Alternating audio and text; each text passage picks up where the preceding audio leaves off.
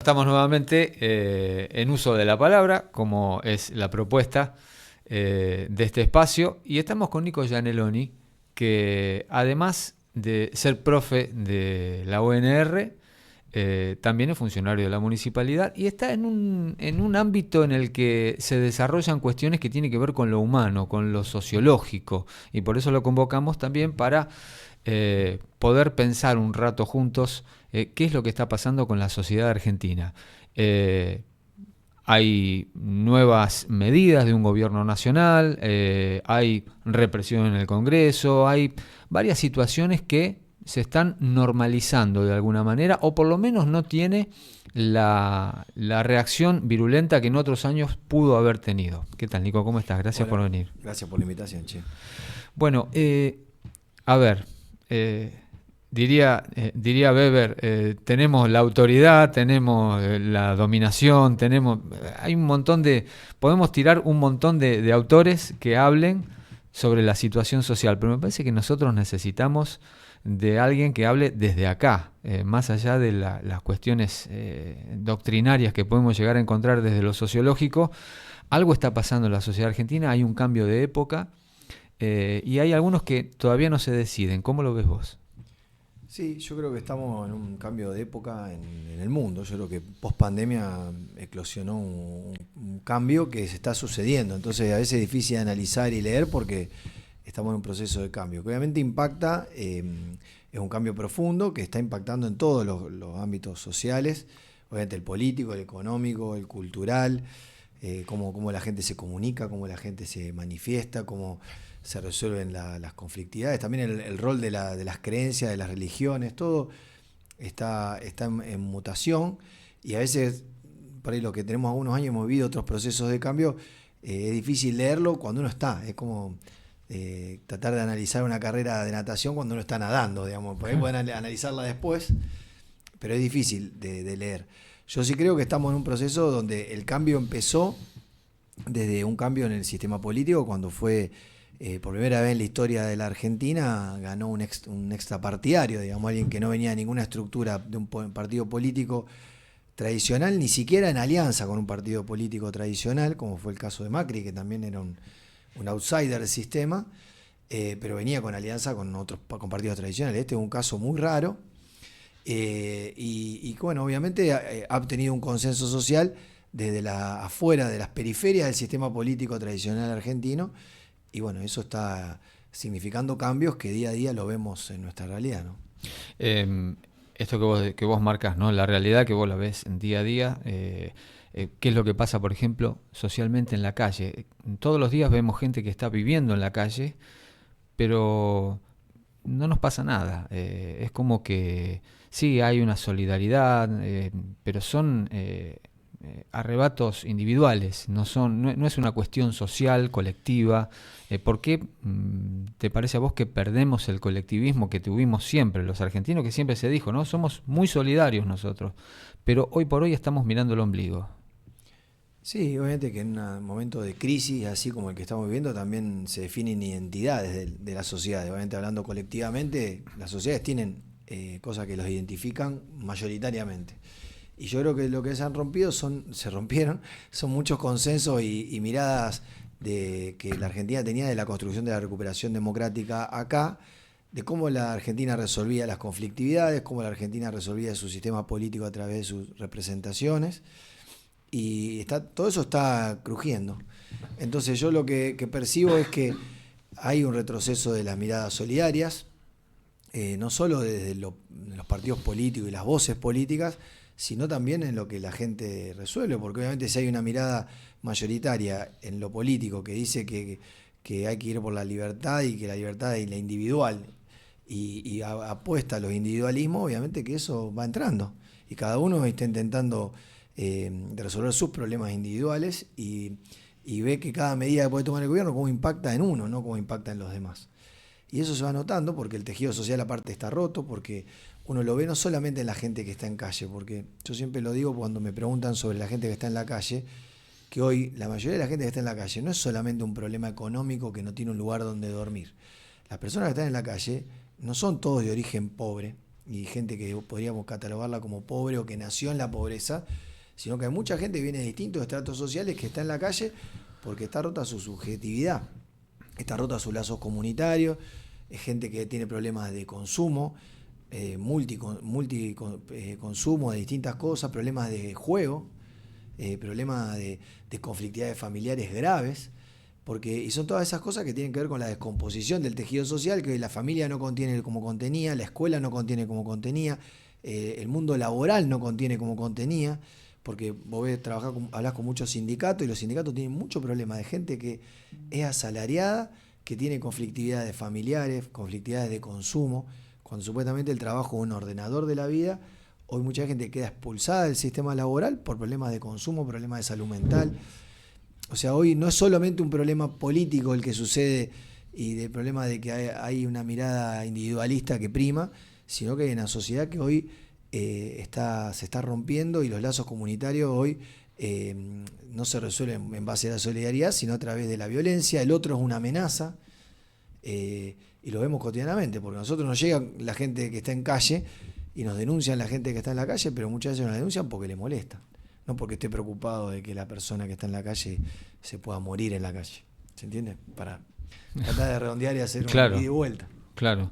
Sí, es tremendo eso. Sí. Es tremendo porque pasa muchas veces que vos decís, bueno, tengo una persona durmiendo en mi casa, te dicen, ¿no? En los llamados, como cuando hemos consultado muchas veces en el 107, te dicen, sí, están denunciando que hay una persona que está viviendo en la casa de alguien y lo quieren sacar. Y ni siquiera fueron a ver si estaba vivo o muerto, si el frío los había matado o no. Estamos cumpliendo con el análisis de Bauman, digo, esto de la sociedad líquida, esto de las relaciones que son instantáneas y después se deshacen y que no logran una cohesión social. ¿Puede ser que tenga que ver con ese análisis? Sí, obviamente yo creo que Bauman en eso creó una categoría que este mundo líquido, que la sociedad es líquida y la verdad que fue el que se adelantó a toda la fluidez que tienen las instituciones y las relaciones sociales. Hoy creo que esa fluidez, diría que ya eso líquido es un mar, porque es algo que se mueve constantemente. Uno se imagina algo líquido que puede ser algo como el agua de un estanque, de un lago donde el agua está tranquila, pero hoy estamos que eso líquido es una marea que se mueve constantemente y que tiene movimientos que a veces pueden ser tsunamis y a veces pueden ser olas muy grandes. Esa liquidez no es una liquidez calma, ¿no? Yo creo que hoy es lo que estamos viviendo. Está dando el ascenso en todos lados de miradas autoritarias, extremas. Hoy, por ejemplo, leía que Trump prohibió que en Harvard pueda haber estudiantes extranjeros.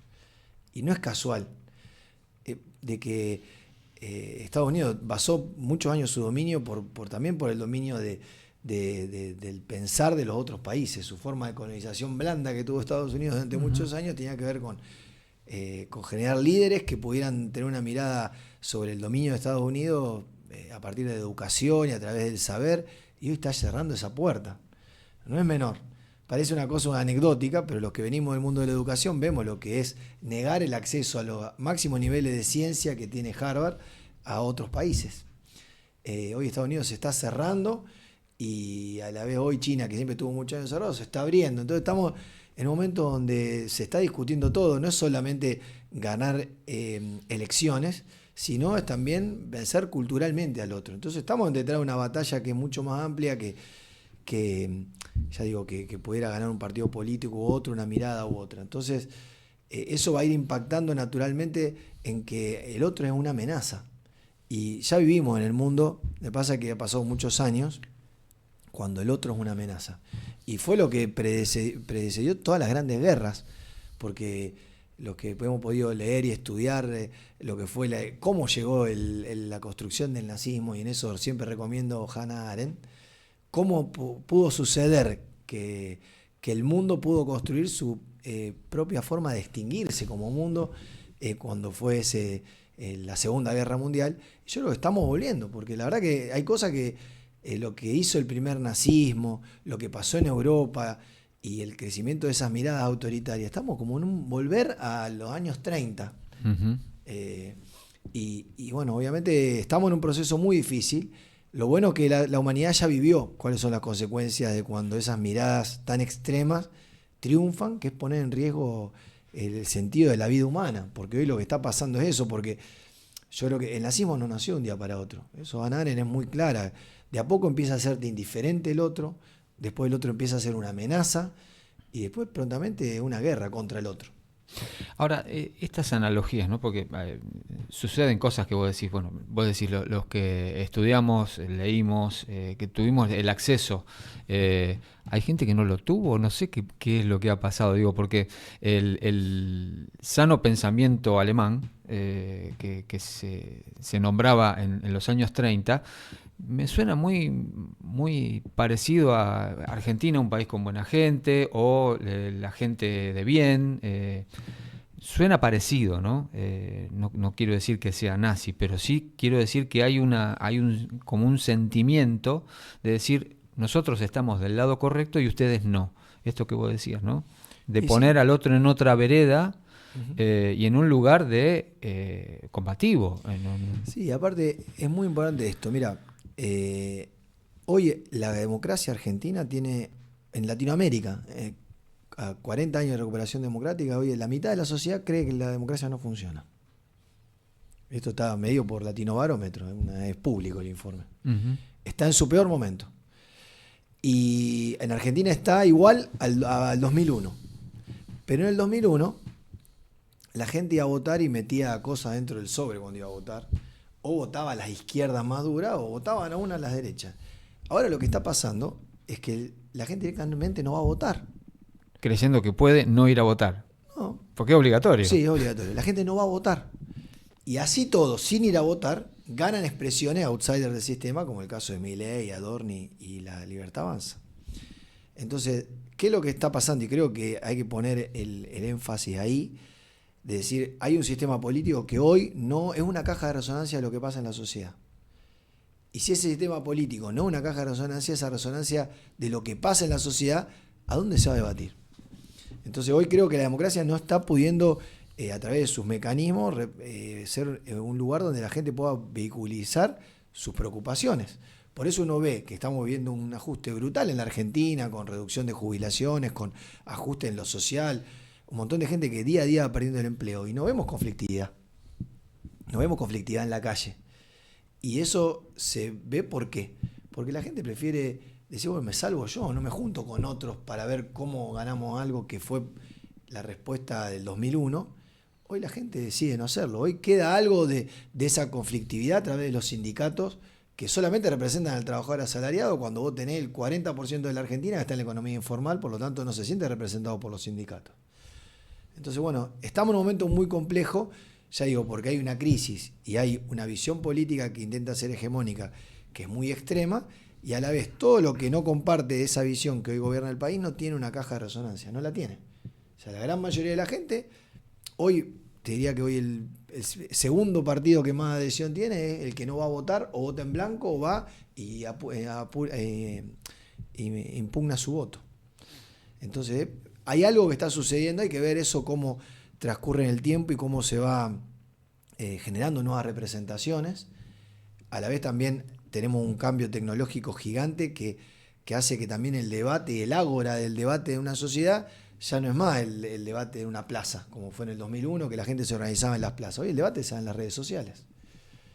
Los jóvenes debaten en las redes sociales y los grandes, si no te meten en esos debates, no existía en el debate público. El debate está ahí y hay que ver qué surge de ahí. ¿Viste? Hoy creo que las nuevas representaciones, los nuevos liderazgos van a surgir de ahí, como surgió Milei. Hay que ver cómo se transmite. Creo que hay que sí tener la alarma de que yo creo que estamos ante un riesgo democrático en el mundo y en Argentina en particular. Estamos ante un riesgo democrático del bajo nivel de consenso que tiene la democracia y el bajo nivel de consenso que tienen las autoridades que gobiernan las instituciones democráticas. Entonces estamos en un momento muy complejo. Yo siempre soy optimista en el sentido de que creo que va a surgir algo que represente esa disconformidad. Hay que ver en qué tiempo, porque uno muchas veces a Milei se lo compara con el menemismo. El menemismo gobernó 10 años la Argentina. y casi gana después cuando se renunció. Casi gana porque sacó el 25 contra el 22. Así como decimos que estamos en una sociedad líquida, yo creo que estamos en una sociedad líquida, pero además rápida y furiosa. Porque yo creo que las cosas suceden mucho más rápido que antes. Los procesos políticos, sociales, económicos son, así como surgen rápido, también se agotan rápido. Entonces, bueno, habrá que ver cómo eso se procesa. Ahora, qué bueno que apareció el Eternauta para decir, Juan, lo viejo funciona. ¿Por qué no escuchamos más a los viejos o no escuchamos más la experiencia? Y estamos con esto, ¿no? De que viejos meados, no, porque ya pasó esto, que lo que vos me estás contando ya pasó, la democracia ya pasó, el colectivismo ya pasó. ¿Qué es lo que está pasando dentro de la misma juventud que vos decías que discuten las redes sociales y que ha escindido aquel adagio de que, como decíamos, ¿no? Los japoneses escuchan a los ancianos porque son los que saben y así podemos enfrentar el futuro? ¿Qué se rompió ahí? No, yo creo que se rompió que todo lo que propuso una generación post-reconstrucción democrática fracasó. Entonces es difícil decir, bueno, escuchar. Mira, yo soy muy crítico de Alberto Fernández. Es importante decirlo esto, porque pareciera que ahora la culpa de todo es Milei, pero antes de Milei, para que haya un Milei, hubo un Alberto. Y en esto soy crítico desde alguien que a mí también me pareció un hombre de consenso y una respuesta del sistema político para generar consensos. Y fue un fracaso rotundo, contundente, con todos los males de la gente de la generación de Alberto Fernández, porque no solo fue un mal político y un mal presidente, sino que además golpeaba a su mujer, era machista, la terminó aislando a Cristina. Yo no soy kirchnerista, pero se peleó con su vicepresidenta. Pero Alberto, ¿es él malo? ¿Era él? No, representante de una generación, con las cosas que tenía de buena, porque era un tipo que era un hombre de consenso, un hombre de escucha, pero también tenía los machismos, porque está claro que se demostró que era un machista, podía tener mucho discurso de género, pero termina siendo un machista que además golpeaba a su mujer, terminó siendo un corrupto, como muchos de la generación. Entonces yo creo que hay que hacerse cargo de lo que no pudo la generación post recuperación democrática, que no pudo construir. Los jóvenes, ¿por qué votaron a Milei? ¿Por qué votan a Milei? Yo lo veo en los jóvenes de los barrios que votan a Milei. Porque obviamente lo que construyó la política y el sistema político como respuesta, si su esbozo fue Macri y Alberto, está claro que los chicos buscaron otra cosa. La sociedad buscó otra cosa. Entonces, claramente yo creo que más que escuchar a los viejos, los chicos, los jóvenes, escucharon mucho tiempo a los mismos viejos. Y yo creo que hay que empezar a escuchar a los jóvenes, qué es lo que escuchan. Lo que pasa es que en la televisión no lo vamos a ver, en los canales tradicionales, en los medios tradicionales, los jóvenes se expresan en otros lados, y creo que en eso creo que tuvo una capacidad operativa y de entender lo que podía pasar, que fue Milei, de poder escuchar a esos jóvenes. Creo que ahí está el debate, y el debate va a estar en lo que viene, porque yo creo que discutir para atrás, Osvaldo, por ahí, yo digo, ¿qué vamos a discutir? La verdad, la gente, si vos hoy le ponés entre lo que estaba y Milei, va a seguir eligiendo a Milei. Si no se construye algo nuevo, y algo va a tener que nacer de las generaciones que vienen. Porque claramente la generación política post-democracia construyó dos liderazgos: Macri, Cristina. Cristina después, cuando ya tuvo un desgaste, buscó a Alberto. Y eso fue lo que pudo construir la generación desde los 80 hasta el 2020. Ahora empieza otra etapa. Y es otra época, con las contradicciones que genera, ya te digo, más político, pero trato de no verlo desde un lugar partidario, trato de verlo de un punto de vista de pararme desde un panóptico, como diría Foucault, y ver cómo se construyó el poder. Y el poder construyó dos figuras, que fueron Cristina y Macri. Y después, digamos, fue siempre, como dice, se repite como farsa, que fue el Alberto, con todos los males que tenía la generación de tipo de 60 años para atrás, que decían que eran progresistas, que decían que venían a hacer cosas, y después terminó siendo todo lo que fue. ¿Cómo la gente no va a elegir esto? Obviamente que ahora tenemos un riesgo democrático gravísimo. Ojalá el sistema político hubiera podido construir, armar otra respuesta, pero los candidatos que hubieron para elegir, la gente tampoco tenía muchas opciones. Yo me acuerdo que yo lo de Milei lo venía observando, pero lo observaba porque lo veía en las clases bajas. Porque obviamente Milei tenía un discurso y rodeado de todos chicos que les gusta vestirse con pelo muy cortito, con un traje, parecía la juventud nazi. pero en los barrios, los pibitos de gorrita, lo votan a Milei.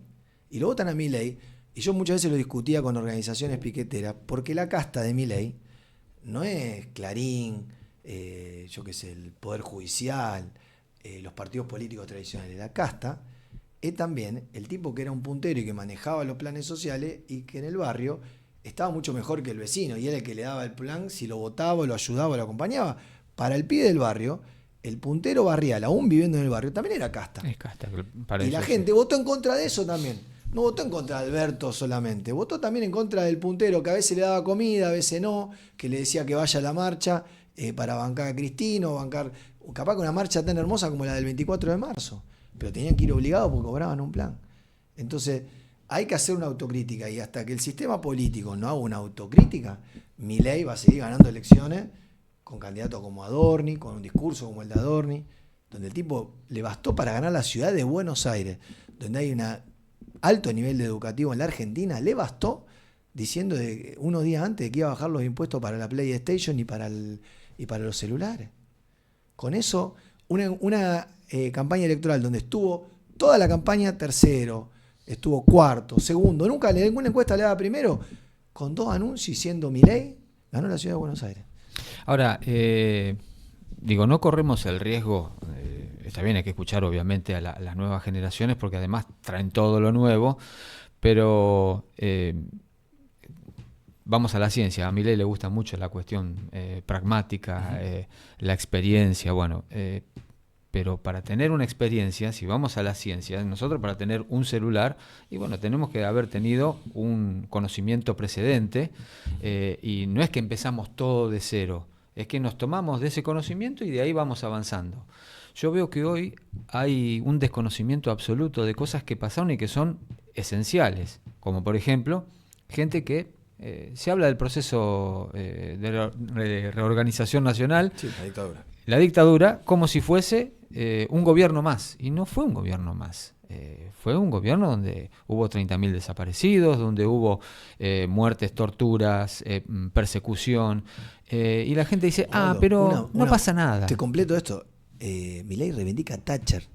Para nuestra generación, yo tenía 6 años en la guerra de Malvinas, pero reivindica a Thatcher, una tipa que asesinó a nuestros jóvenes, pero estamos en ese nivel. Que vos si hace 20 años atrás te decía, mira, vamos a tener un presidente argentino que reivindica a Margaret Thatcher, que reivindica la dictadura, que lo primero que hace es decir que lo mejor que nos puede pasar es y saca fotos con la bandera de Estados Unidos. No lo iba a creer, pero sucedió. Yo lo que siempre tengo esa forma de razonar, de decir, ¿qué hicimos nosotros para que eso pase? Si nadie se lo pregunta, yo lo veo muy poco que la clase política y la dirigencia política se lo pregunte. ¿Qué hicimos para que eso pase? ¿Hicimos todo bien? Y lo digo desde... yo soy profesor universitario, y nosotros en la asamblea de nuestra facultad de Derecho teníamos un montón de jóvenes que aplaudían a los libertarios en la asamblea. ¿O no? Uh-huh. Y saca un montón de votos los libertarios en la facultad y en la universidad, y de estudiantes universitarios que tienen educación gratuita. Entonces hay algo que estamos haciendo mal. No solo la política, todos estamos haciendo algo mal. Si nosotros como sociedad, Milei no nos llama para decir, algo vamos a tener que hacer, los que no estamos de acuerdo con Milei, para ser mejores. Porque el tipo, por algo la gente lo elige.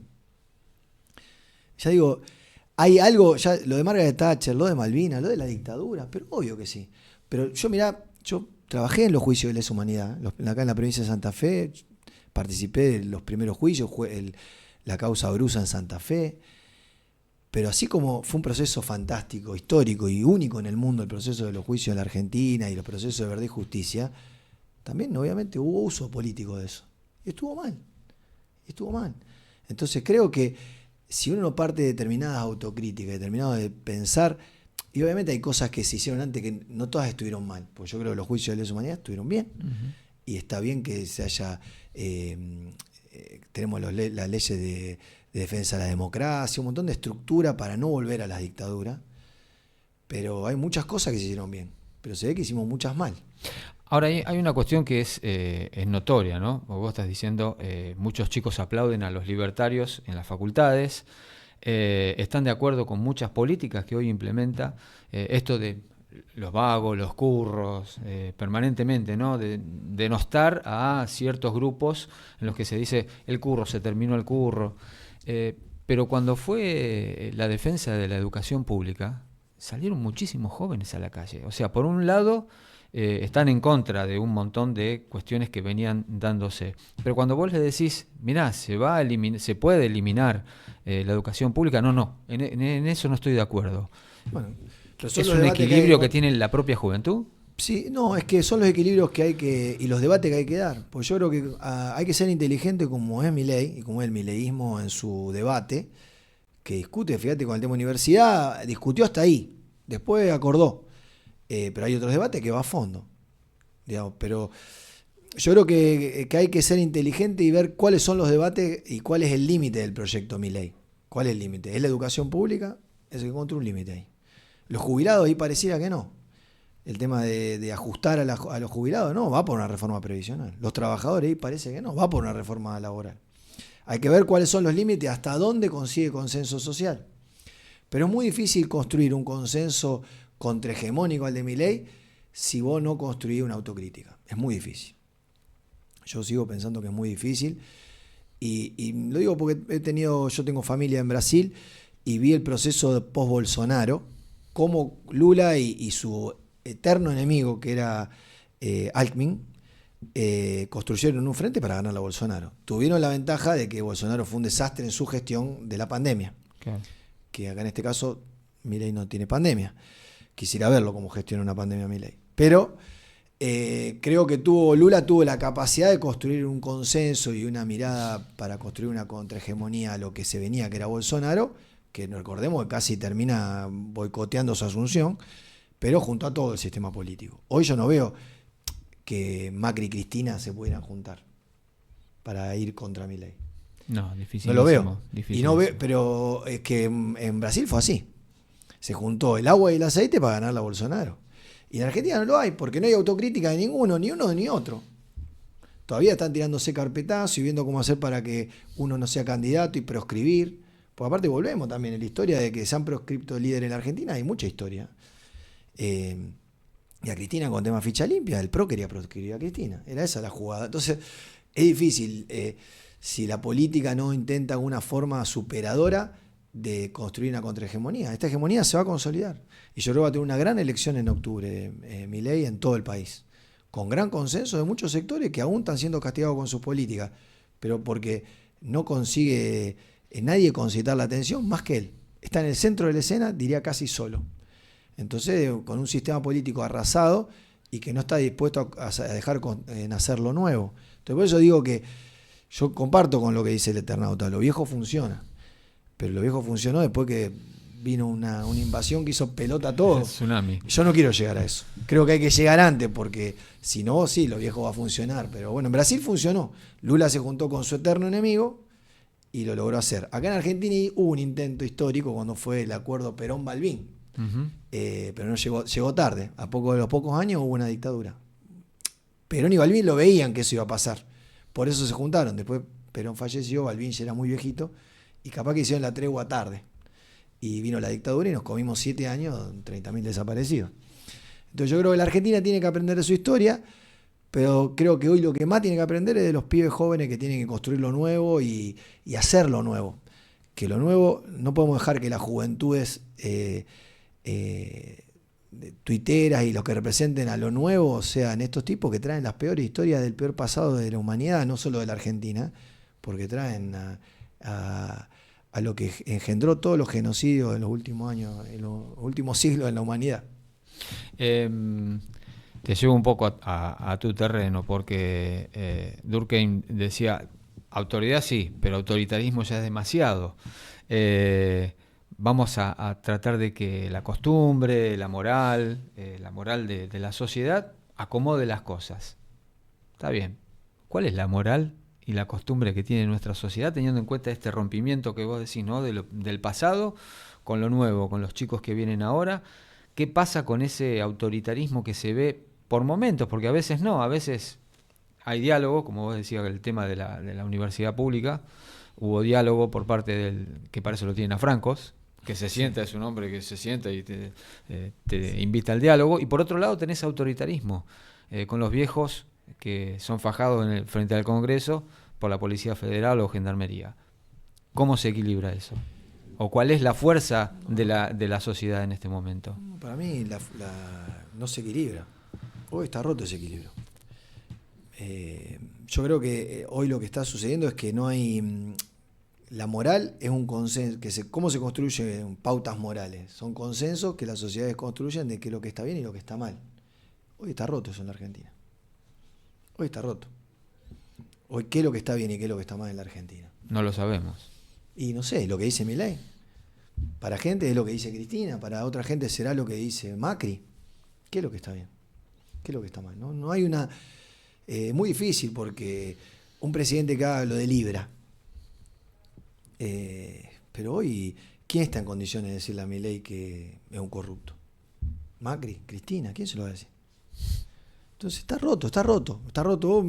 Vos para cuando hablar de moral, de valores, tenés que tener determinados niveles de consenso. Argentina construyó consensos democráticos del 83 esta parte. Después discutimos un montón cómo era esa democracia. Pero había determinados consensos básicos que no se rompían. Esos están rotos. Hay que construir otros. Entonces, y la disputa, creo que aparte de cuál es la desventaja de los jubilados que se bancan los palos toda la semana en el Congreso, es que está mal vista la forma de manifestación. La manifestación en la calle, cortando, manifestando, está mal vista. Entonces, si la sociedad no construye otra forma de protesta que le haga daño a quien quiere protestar, va a seguir siendo víctima de represión, porque hoy está bien visto la represión al piquetero. Está bien visto, no digo yo estoy de acuerdo, pero digo que la gente no está de acuerdo que la gente se manifieste en la calle, cortando la calle, no está de acuerdo. Se cansó la gente de esa forma de manifestación. Yo me acuerdo cuando en el 2001 la gente era piquete, cacerola, la lucha es una sola. La cacerola era la clase media que salía a golpear su olla y los piqueteros en los que estaban muertos de hambre en los barrios cortaban la calle. Y había una unidad de que todos querían lo mismo. Hoy no hay, la gente no quiere ni cacerolazo, no hay cacerolazo en la Argentina. No hay cacerolazo y no hay piquete. Y eso porque que el cacerolazo piquete, no jode a nadie. Pero la clase media no está sufriendo cosas. Claro. No podría cacerolar y no cacerolea. Con lo de Libra no hubo un cacerolazo. Entonces es porque está roto. La gente no sabe cómo manifestar, porque la forma clásica de manifestación que había en la Argentina tiene un nivel de consenso social tan bajo que vos hablás con los mismos piqueteros, te dicen, no nos conviene hacer piquete. Porque lo único que te ligás es puteada de los vecinos, puteada de la gente que pasa, lejos de generar consenso y adhesión. Entonces está roto. Yo creo que estamos en un momento refundacional, no solo en Argentina, donde tenemos que repensar todo. La forma en que se manifiestan las disconformidades, la forma en que se transforman las realidades. Hasta ahora, la verdad que el que picó en punta en el modo es Milei. Y está solo en la cancha. Todos los demás nos quedamos con el manual viejo. Es como, ya digo, es como cuando uno está con un teléfono, un smartphone, y vos querés manejarte con un teléfono fijo, de los que usábamos nosotros. Estamos hablando de otras tecnologías, de otro lenguaje. Entonces es imposible, estamos hablando de otras cosas. Milei está con el smartphone y nosotros estamos con el celular fijo, el teléfono fijo. Si no logra la política y el sistema político y el sistema educativo no logra salir y pasar a otro registro de otro lenguaje nuevo y tecnológico y que acceda a otra cosa, no le vamos a hablar a nadie. Los docentes no le vamos a hablar a nadie. Los docentes no le vamos a hablar a los estudiantes. Fíjense, los docentes no pueden generar un paro. ¿Pero por qué? Porque no tienen consenso, ni con los estudiantes tienen consenso. Entonces hay que construir otra cosa. Yo creo que un momento donde para pensar mucho, estudiar mucho, pensar lo que piensan los jóvenes y digo, vuelvo a lo anterior. Lo viejo funciona si lo viejo logra reconstruir algún nivel de validez social y de valoración de los otros. Yo creo que hoy el valor está sobre lo nuevo. Lo que pasa es que hoy lo nuevo que gobierna es un nuevo sin moral y desconociendo todas las atrocidades que vivió la humanidad. Entonces un nuevo complejo, hay que construir un nuevo con valores, un nuevo con moral, un nuevo con ética, que hoy no está. ¿Se podrá? Sí, creo que sí, obvio que sí, pero hay que tener tiempo. Hay que acelerar los procesos, yo creo que de discusión política de todos.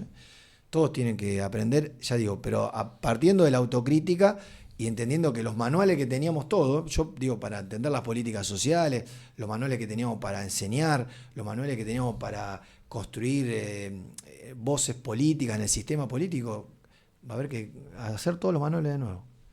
Yo creo que el problema es ese, que la mayoría opera con manuales que no van más. Nico, muchas gracias. Gracias a ustedes.